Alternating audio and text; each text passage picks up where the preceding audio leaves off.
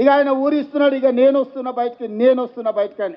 అయ్యా నువ్వు బయటకు వచ్చినప్పుడు, నువ్వు కుర్చీలో ఉన్నప్పుడే మా యూత్ కాంగ్రెస్ కార్యకర్తలు నేను బండకేసి కొట్టిరు. మళ్ళీ వచ్చేదేముంది?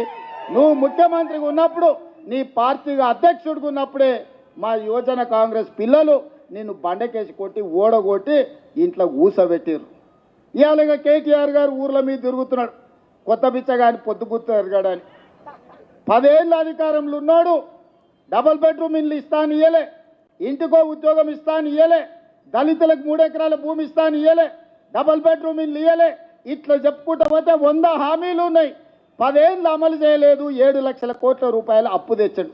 10 నెలలు కూడా కాలేదు, అప్పుడే బిచ్చగాని తిరగా గంగిరెద్దులో తిరగా సంక్రాంతి పూట గంగిరెద్దుల్లో వచ్చినట్టు ఊరు తిరుగుతున్నాడు. ఈ ప్రభుత్వం ఏం చేయలేదని. ఈ ప్రభుత్వం 5 ఏళ్ల కోసం ఎన్నికైంది.